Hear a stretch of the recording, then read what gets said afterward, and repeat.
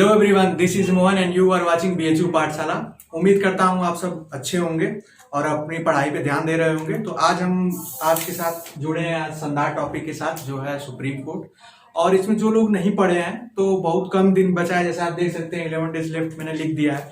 तो 11 दिन में आपको बस वही चीजें पढ़नी है जो इम्पोर्टेंट है, और मैं आपको बहुत ही शॉर्ट में बताऊंगा।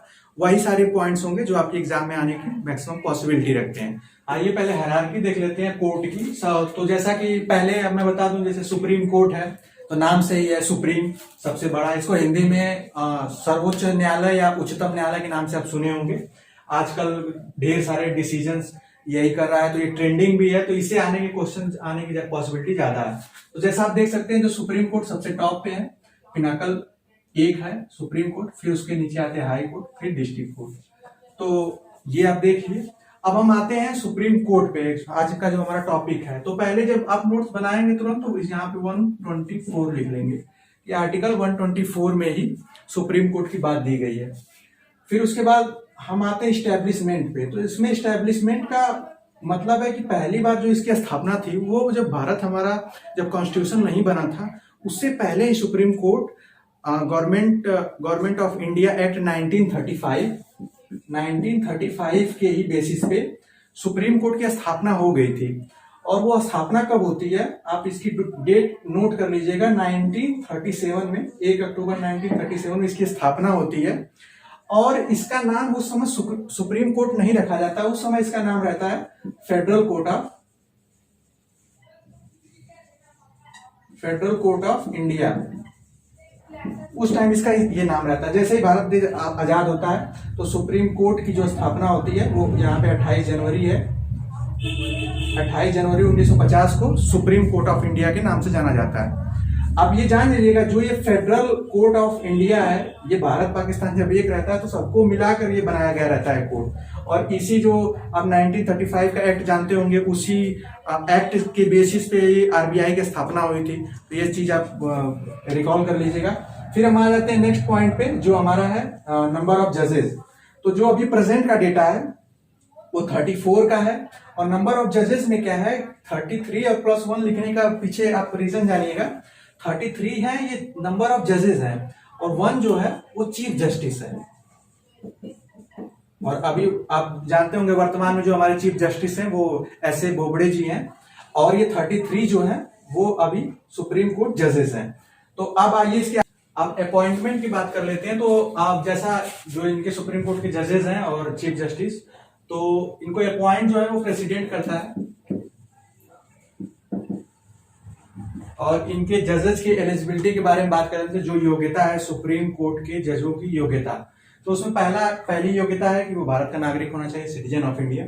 सेकेंड वन इज 5 ईयर जज इन हाई कोर्ट। इसका मतलब क्या है कि वो मिनिमम हाई कोर्ट का जज रहा हो, 5 साल तक वो एज ए जज काम किया हो, एक जज के पद पे रहकर उसने काम किया हो। फिर आप थर्ड देख रहे होंगे, थर्ड पॉइंट है 10 ईयर एडवोकेट इन हाई कोर्ट। तो हाई कोर्ट में वो 10 सालों तक अधिवक्ता मतलब जिसको हम आम भाषा में वकीली कहते हैं, वकील का काम, या उसने 10 सालों तक ये वर्क किया हो, तो उसमें एक्सपीरियंस सर्टिफिकेट बनता है, कुछ ऐसा है। फोर्थ जो है एलिजिबिलिटी में आता है नॉलेजेबल पर्सन। इसका मतलब है कि राष्ट्रपति की नजर में वो कानून का ज्ञाता हो। राष्ट्रपति की नजर में जैसे कि एक तरीके से ये इसको डिसाइड करने के लिए कोलिजियम बनाया, वो मैं आपको नहीं पढ़ा रहा हूँ क्योंकि वो आपके एग्जाम में नहीं आएगा। एक्चुअली राष्ट्रपति को सजेस्ट करने का काम वो कोलिजियम करता है। जब वो सजेस्ट करता है, जैसा वो सजेस्ट करता है, राष्ट्रपति को वो मानना पड़ता है। तो वो आप लोगों को जानने की जरूरत नहीं है। आप यहाँ पे जजेस की एलिजिबिलिटी जान चुके हैं और अपॉइंटमेंट जान चुके हैं। कभी कभी क्वेश्चन ऐसे बनाता है कि इनको अपॉइंट कौन करता है, तो अपॉइंट में नाम दे देगा कि जैसे ये इसमें प्राइम मिनिस्टर दे देगा, या प्रेसिडेंट तो दिया ही रहेगा, फिर दे देगा कि रिटायर्ड जज दे देगा। तो कुछ ऐसा करने के लिए फिर कभी कभी एलिजिबिलिटी में ये 5 साल का जो डेटा है, 5 को 10 कभी कभी ऐसे क्वेश्चन आते हैं। तो आइए नेक्स्ट टॉपिक पे आते हैं।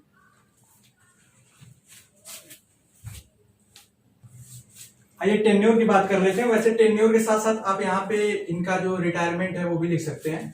तो इसका बेसिकली इनको याद करने के लिए जिनका 65 ईयर जो होता है, एज जो होती है, अगर 65 ईयर एज के बाद ये अपने आप रिटायरमेंट हो जाता है इनका, तो इसको याद रख लीजिएगा। ये आर्टिकल 124 के सब डिवीजन क्लॉज 4 में दिया गया है, तो अगर आप चाहें तो इसमें लिख लेंगे, बाकी इंपॉर्टेंट में वो ऐसा नहीं आता है। अब रिमूवल प्रोसेस, इनको हटाने के लिए चीफ जस्टिस ऑफ इंडिया को, CJI, chief justice of India या सुप्रीम कोर्ट के जज को हटाने के लिए प्रोसेस क्या है? एक तो ये है कि प्रेशर डाल के उनसे रिजाइन करवा लिया जाए, और दूसरा वो मिसकंडक्ट में कोई भी मिसकंडक्ट ऐसा लगे उनके एक्टिविटी से या उनके निर्णय से, तो मिसकंडक्ट में होगा क्या कि चाहे लोकसभा हो चाहे राज्यसभा हो, किसी एक में एक प्रस्ताव लाया जाएगा जिसमें 100 सांसदों का हस्ताक्षर होगा, मैंने आपको बताया था जब, और इसमें स्पेशल मेजॉरिटी की जरूरत पड़ेगी। आप लोग ये ध्यान रखिएगा, आप, मैं ज्यादा डिटेल में नहीं पढ़ा रहा हूँ, आप बस सुन लीजिएगा, और सुनने का ही काम है। यहाँ स्पेशल मेजॉरिटी की जरूरत पड़ती है इनको हटाने के लिए।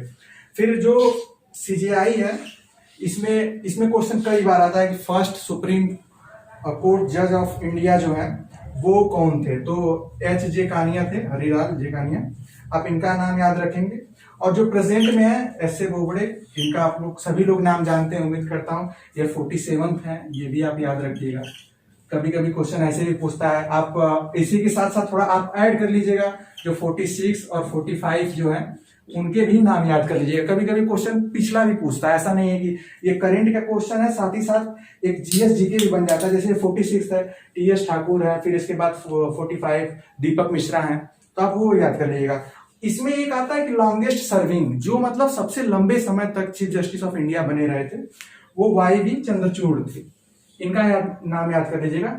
और अगर ऐसा कभी एक क्वेश्चन बनता है कि जैसे जो फेडरल कोर्ट ऑफ इंडिया थी, जो मैंने अभी बताया स्टार्टिंग में ही कि 1937 में जब स्टैब्लिश हुई थी, 1 अक्टूबर 1937 को, तो उसके जो CJI थे, chief justice of federal court of India, वो थे मॉरिस ग्वायर, उनका ये नाम है। ऐसा अभी तक ऐसा कोई क्वेश्चन नहीं आया है, तो मैं उम्मीद करता हूँ आप लोगों को सारी बातें समझ में आ गई होगी। आप लोगों के पास टाइम कम बचा है, 11 दिन का टाइम है, तो आप लोगों के लिए मेरी तरफ से, BHU पाठशाला की तरफ से यही सजेशन है कि आप लोग जितनी भी पहले की वीडियोस हैं उसको पूरा देखें। प्लेलिस्ट में आपको डिस्क्रिप्शन बॉक्स में लिंक भी मिल जाएगा, पूरी वीडियोस को देखें और एक क्विक रिवीजन के पॉइंट ऑफ व्यू से देखें कि जो आप देखे हैं उसको दोबारा देखकर एक कंसोलिडेट करने की कोशिश करें, और हमारी गुड विशेस आपके साथ होंगी। All the best.